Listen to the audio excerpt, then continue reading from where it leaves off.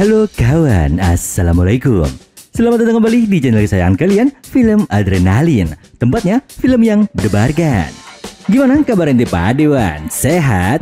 Oke, buat kalian yang memang lagi kurang sehat, semoga lekas berkesehatan Yowan. Amin. Oke, kali ini kita akan lanjut mengisahkan sebuah film yang berjudul Iwani Sword of Serenity di tahun 2019 Wan. Oke, biar gak penasaran bagaimana ceritanya, langsung saja miripkan HP kamu, lemparkan kenangan bersama mantan karena film adrenalin dimulai.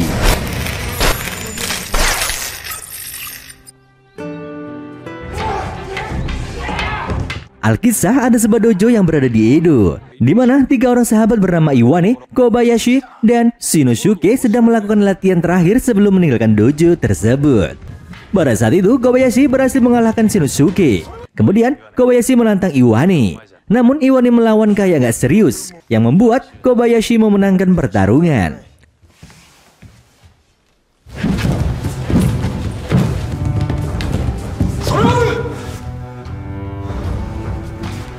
Setelah pertarungan berakhir, mereka bertiga pergi ke kampung halaman yang berada di Sakimchi. Di tengah perjalanan menuju ke kampung halaman, mereka bertiga sempat istirahat sebentar. Namun, Shinosuke terlihat tak sabar untuk bertemu istrinya yang bernama Mai. Sedangkan Iwane teringat dengan kekasihnya bernama Nao, yang juga merupakan adik Kobayashi. Jadi, Nao, Mai, dan Kobayashi merupakan kakak beradik. Di sore harinya, mereka tiba di kampung halaman mereka. Mereka bertiga pun kemudian berpisah untuk kembali ke rumah masing-masing. Iwane yang tiba di rumah lalu disambut kedua orang tuanya dan adiknya yang bernama Idai. Kemudian, kedua orang tua Iwane mengingatkan bahwa besok merupakan acara pernikahan Iwane dengan Nao. Setelah itu, Iwane akan menjadi seorang pejabat yang membantu Kobayashi yang sekarang sudah menjadi kepala. Sementara itu, Kobayashi yang tiba di rumah juga disambut oleh kedua orang tuanya dan adiknya yaitu Nao. Sebagai oleh-oleh untuk keluarga tercintanya, Kobayashi memberikan sebuah obat untuk penyakit ayahnya yang terkena prostat. Sedangkan Shinosuke yang sedang menuju rumahnya dihadang mamanya bernama Zai. Zai lalu mengajak Shinosuke ke suatu tempat untuk memberitahukan sebuah rahasia. Beberapa saat kemudian, mereka berdua tiba di sebuah warung remang-remang. Di sini Zai memberitahukan bahwa istri Shinosuke telah main serong dengan Yamajiri Raijo, yaitu putra kedua dari pimpinan klan feodal Saburo Yamajiri. Dan rumor mengenai kedekatan Mai dan Raijo sudah tersebar ke seantero kampung. Awalnya Shinosuke tak mempercayai perkataan pamannya tersebut. Sampai akhirnya Zai memberikan sebuah tusuk konde pemberian Shinosuke kepada Mai di saat pesta pernikahan. Zai menemukan tusuk konde tersebut tengah digunakan oleh wanita lain. Dan sekarang Mai menggunakan tusuk konde baru yang diduga pemberian dari Raijo. Setelah mendengar berita tersebut, Shinosuke kembali ke rumah dengan penuh amarah. Sesamanya di rumah, dia melihat Mai memakai tusuk konde baru yang membuat Shinosuke gelap mata. Dan langsung saja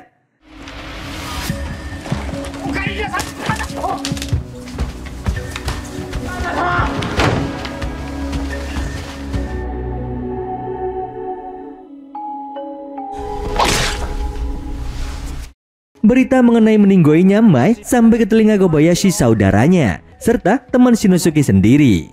Kobayashi langsung saja OTW ke rumah Shinosuke. Sesamanya di sana, Kobayashi melihat Mai tengah tergeletak tak bernyawa. Dia lalu meminta penjelasan mengenai meninggoinya Mai kepada Shinosuke.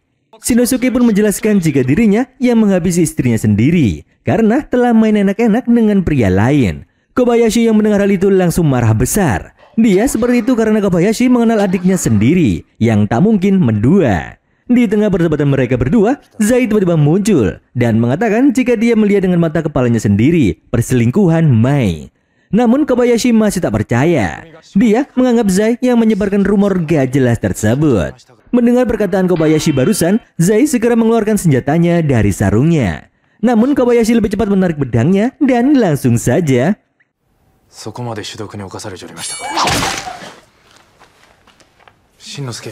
Kobayashi menghabisi Zai dengan sekali tebas. Setelah meninggoinya Zai, Kobayashi memerintahkan pengawalnya untuk membawa jenazah adiknya pulang. Sebelum Kobayashi pergi, Shinosuke mencoba menjelaskan bahwa dia menemukan bukti sebuah tusuk konde yang ditemukan oleh Zai. Salah satu pelayan Mai yang melihat tusuk konde tersebut menjelaskan jika selama ini Mai terus mencari benda yang dipegang Shinosuke tersebut. Dan karena Mai tak kunjung menemukan benda itu, dia pun membeli tusuk konde lain untuk terlihat cantik di saat Shinosuke pulang. Setelah mendengar penjelasan pelayan Mai, Shinosuke merasa menyesal dan meminta jenazah istrinya dikembalikan. Di saat Shinosuke menarik pedang untuk memaksa Kobayashi mengembalikan Mai, Kobayashi dengan cepat. Makoto no koto to Kinpei. されど髪も飾らんじったの。前はわしの妻じゃ。屋敷屋。 Pagi harinya, para dewan berunding dan memutuskan bahwa tindakan Kobayashi sangat melewati batas dengan menghabisi Zai dan Shinosuke. Oleh karena itu, pihak dewan memutuskan bahwa Kobayashi bersalah. Sementara itu, di lain tempat, Iwane mencoba mencari kebenaran tentang rumor perselingkuhan Mai dari adiknya, yang merupakan sahabat Mai. Cerita awal mula kejadian adalah di saat Idai, Nao, dan Mai makan bareng-bareng, mereka bertiga melihat Raijo yang kebetulan lewat di depan mereka. Sedangkan Raijo yang melihat Nao langsung jatuh cintrong pada pandangan pertama.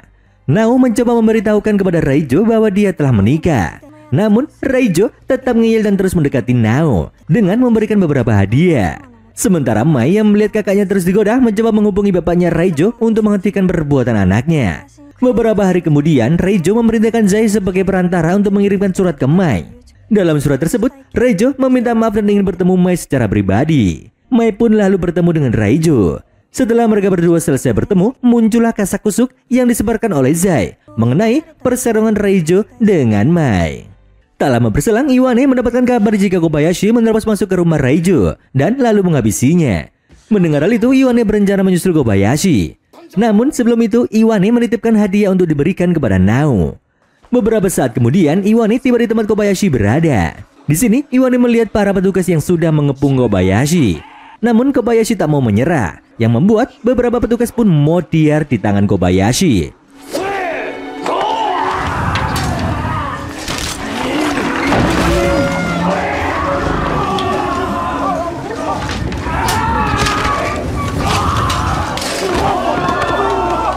Iwane lalu meminta izin kepada kepala petugas untuk bisa masuk dan berbicara dengan Kobayashi. Setelah Iwane tiba, dia segera menceritakan yang sesungguhnya mengenai rumor yang tengah beredar. Mendengar cerita Iwane, Kobayashi pun meminta permintaan terakhir agar Iwane melawannya dengan serius. Dan akhirnya, duel berbahaya antara kedua sahabat pun terjadi.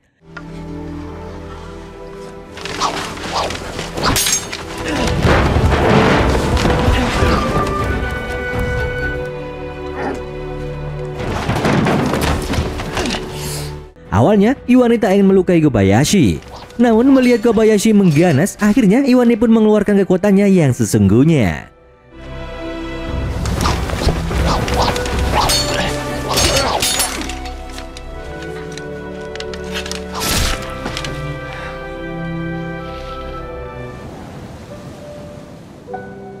Beberapa tahun kemudian, untuk menutupi kesedihannya, Iwane merantau dan bekerja di sebuah restoran franchise pecel lele yang berada di Edo. Di sisi lain, setelah penerus keluarga Nao yaitu Kobayashi jadi almarhum, Nao dipanggil oleh ketua feodal kedua klan.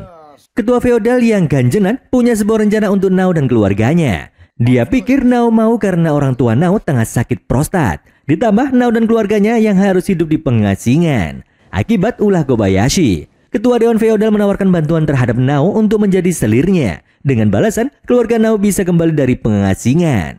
Sambil menahan rasa jijiknya, Nao menolak dengan alasan bahwa dia telah bertunangan dengan Iwane. Kemudian Nao keluar dari rumah tetua feodal sambil menangis dan berharap Iwane untuk cepat pulang. Sementara itu, Iwane yang selesai bekerja kembali ke kontrakannya. Tak lama kemudian, Jie Bengwei atau gampangnya kita sebut Kaji, pemilik kontrakan, datang menemui Iwane. Dia merasa kasihan dengan penghasilan Iwane yang pas-pasan, nggak cukup buat beli sebat. Kaji memutuskan untuk menawarkan pekerjaan lain kepada Iwane yang lebih menguntungkan. Di malam harinya, Iwane dibawa ke tempat penukaran uang oleh Kaji. Di tempat tersebut, mereka bertemu dengan seorang bernama Yuzo yang jadi wakil kepala. Namun mereka sedikit terlambat karena lowongan dari Yuzo untuk jadi bodyguard sudah terisi oleh seseorang, yang dimana orang itu direkomendasikan oleh anaknya Kaji bernama Aijin, yang juga bekerja di tempat tersebut. Karena pekerjaan yang diharapkan Iwane tak didapatkan, Kaji dan Iwane pun pergi dari tempat tersebut. Namun di saat mereka berada di pintu depan, segerombolan preman tiba-tiba menerobos masuk. Ketua preman tersebut yang kita sebut saja Arif menyuruh menukarkan kepingan perak yang dia bawa menjadi kepingan emas. Tetapi di saat Yuzo mengecek kepingan perak tersebut, kepingan perak yang dibawa Arif ternyata palsu. Sehingga Yuzo menolak menukar kepingan tersebut dengan emas dan akan melaporkannya ke pemerintah. Seketika Arif pun murka dan mulai membuat keributan di tempat tersebut. tak selang beberapa lama, para samurai yang disewa oleh Yuzo datang untuk membantu. Ketegangan pun sempat terjadi di tempat itu. Dengan sombongnya, Arip mulai memprovokasi samurai bayaran atau bodyguard Yuzo, yang membuat salah satu samurai segera menyerang Arip. Namun, Arip langsung saja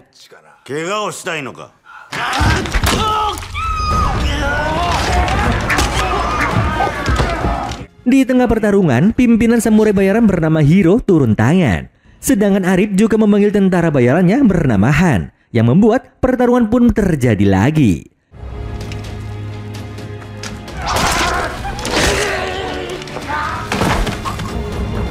Dalam pertarungan tersebut, pihak Yuzo kalah. Keadaan yang kian mendesak membuat Iwane turun tangan. Dan akhirnya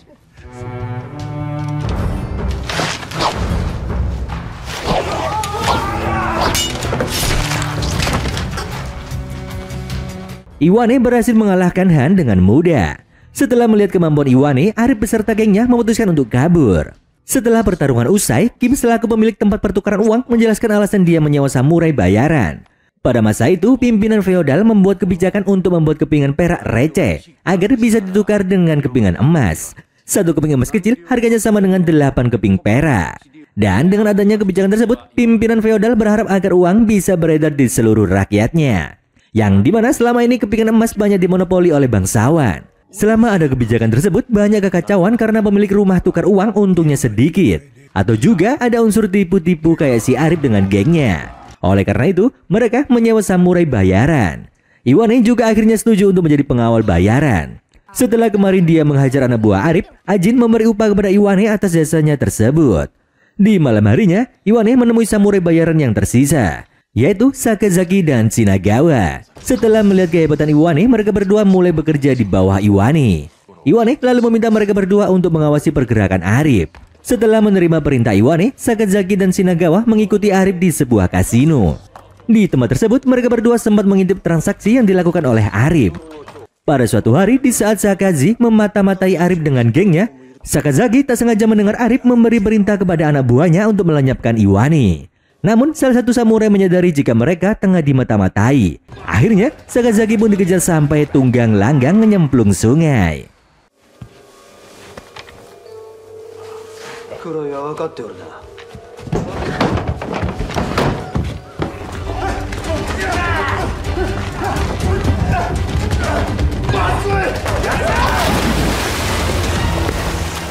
Beberapa saat kemudian, Iwane bertemu dengan Shinagawa yang melaporkan bahwa Sakazaki terluka, serta informasi terkait rumah tukar uang Uwa membeli perak palsu. Iwane pun akhirnya menemui Sakazaki, yang kemudian Sakazaki cerita kalau Iwane tengah diburu oleh geng Arip. Kemudian Iwane segera melaporkan hal itu kepada Kim mengenai informasi yang dia dapat dari Sakazaki. Iwane menjelaskan bahwa rumah pertukaran uang Uwa membeli uang palsu, dan juga rumah tukar uang Pak Kim akan diserang oleh Arip dan gengnya. Setelah mendengar hal tersebut, Kim mengajak Iwane untuk pergi ke salah satu pejabat bernama Himura yang pro kepada kepala feodal. Di tempat tersebut, Iwane menduga rumah tukar uang milik Uwa adalah dalang dalam insiden penyerangan kemarin. Iwane juga menduga bahwa rumah tukar uang Uwa mempunyai dukungan kuat, sehingga mereka berani untuk menantang pemerintahan feodal pada masa itu. Sedangkan Himura yang mendengar hal itu memuji pemikiran Iwane. Iwane kemudian menjelaskan bahwa ada pejabat yang menolak kebijakan pimpinan feodal. Di antaranya adalah orang yang bernama Sakai, yang merupakan pejabat senior. Dengan kepentingan yang sejalan, rumah tukar uang Uwa dan Sakai mulai bekerja sama. Di malam harinya, di saat Iwane akan pulang ke rumah Himura, dia dihadang oleh Arip dan anak buahnya. Pertarungan pun akhirnya tak dapat terhindarkan.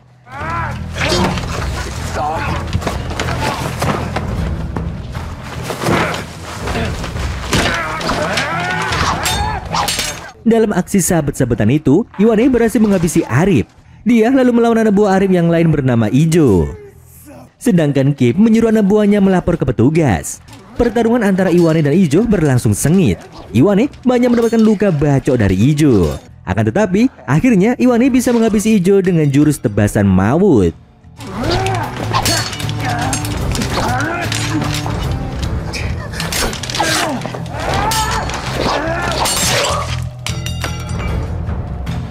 Tak selang berapa lama, para petugas datang yang membuat samurai bayaran anak buah si Arip cabut. Setelah pertarungan berakhir, Iwane didatangi Ajin. Ajin yang baru saja tiba dengan cekatan merawat luka Iwane. Setelah selesai, Ajin sempat menanyakan 3 dupa yang berada di rumah Iwane, yang artinya ada 3 orang yang meninggoy. Iwane menjelaskan tentang kejadian sebelumnya, di mana 3 sahabatnya telah almarhum. Setelah kejadian tersebut, keluarga Kobayashi diasingkan dan keluar Iwane diusir dari rumahnya. Karena hal itu, Iwane merasa malu untuk bertemu dengan Nao. Dia juga telah menghabisi abangnya Nao. Setelah kejadian itu, Iwane meminta waktu 3 tahun untuk mencari duit. Dan setelah Iwane kembali, dia akan memulihkan keluarganya dan kawin dengan Nao. Beberapa hari setelahnya, rumah Uwa membuka pertukaran nilai perak dari 8 keping perak per 1 koin emas menjadi 12 keping perak per 1 koin emas. Hal itu membuat warga berbondong-bondong menukarkan koin emas yang mereka punya. Karena hal tersebutlah, nilai perak kian melemah. Dengan begitu, publik akan menganggap kebijakan pemerintah feodal gagal. Para pengusaha yaitu pengusaha tekstil, rumah bordir, dan pengusaha ikan jadi menukarkan banyak perak ke rumah Uwa. Nah, di saat Uwa tengah transaksi tukar menukar uang dengan perusahaan rumah bordir, dia kehabisan recehan perak. Uwa lalu mencampurkan uang perak palsu ke dalam transaksinya. Dan di saat transaksi sedang berlangsung, petugas pemerintahan melakukan inspeksi di rumah Uwa dan menemukan perak palsu yang telah dicampur. Karena hal itu, petugas pemerintah memerintahkan penangkapan Uwa. Akan tetapi, Uwa berhasil kabur.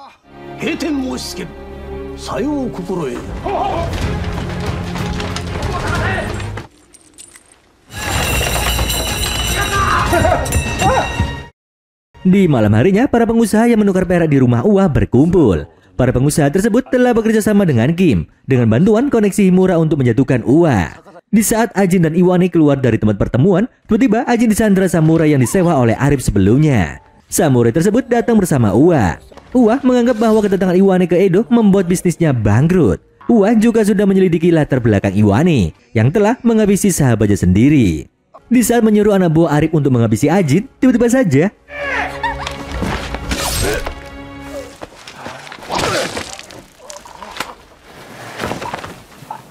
pembunuh bayaran yang disewa oleh Arif menikam Uwa dari belakang. Anak buah Arif menganggap bahwa Uwa sudah tak berguna lagi. Sementara Uwa yang meregang nyawa mengutuk Iwane bahwa di masa depan nanti tangan Iwane akan terus bersimbah darah dan teringat dengan korban yang dia habisi. Mendengar ucapan tersebut, Iwane teringat dengan Kobayashi. Namun Iwane tetap melanjutkan pertarungan dengan anak buah Arif. Mereka berdua yaitu Iwane dan anak buah Arif bertarung dengan jurus-jurus pedang yang sangat cepat. Namun akhirnya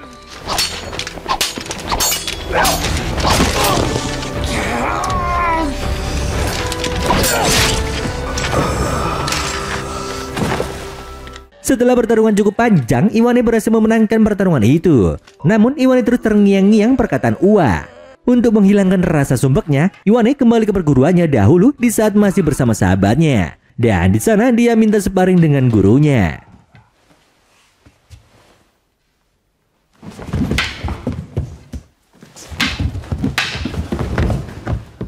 Setelah sparring usai, gurunya memberikan sebuah surat yang ditulis oleh Nao untuk Iwane. Dalam surat itu tertulis bahwa Nao akan selalu mencintainya. Nao juga tidak menyalahkan Iwane yang telah menghabisi kakaknya. Akan tetapi, keluarga Nao terus mendapatkan tekanan dari pemerintah feodal, serta penyakit yang diderita kedua orang tuanya kian parah. Oleh karena itu, Nao memutuskan untuk menerima lamaran Dewan Regen pemerintahan feodal yang ganjen untuk membantu keluarganya. Nao juga telah menerima hadiah Iwane yang dititipkan ke adiknya Nao. Nao menganggap bahwa hadiah tersebut merupakan emas kawin dan menganggap bahwa Iwane merupakan suaminya. Meski sekarang Nao akan menikah dengan orang lain. Dan pesan terakhir yang ditulis oleh Nao mengatakan jika dia akan menjalani arak-arakan kawinan di Edo sekitar tengah malam. Setelah membaca surat tersebut, Iwane segera menyusul arak-arakan Nao di Edo. Di tengah keramaian, Iwane terus memanggil Nao kayak di film India yang romantis banget. Iwane terus menerobos di tengah kerumunan sampai akhirnya Iwane berhasil bertemu dengan Nao. Namun sudah terlambat. Nao mencium hadiah yang diberikan Iwane sebagai tanda perpisahan darinya.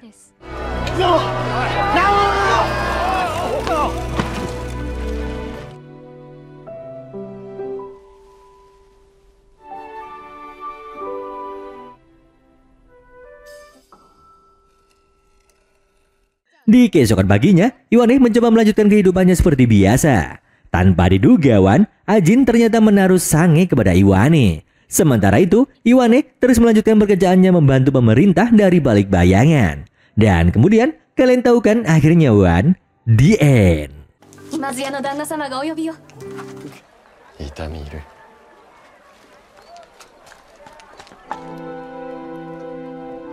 似合いだと思うんだな。Pelajaran yang bisa kita ambil dari film ini adalah jangan mudah percaya orang lain. Percayalah pada orang yang tidak lain. Oke, seperti biasa buat kalian-kalian yang pengen request film untuk diulas, langsung saja coret-coret di bawah Yowan. Akhir kata, si Duduk suka burung dara. Maman mau tekdung dan sampai jumpa.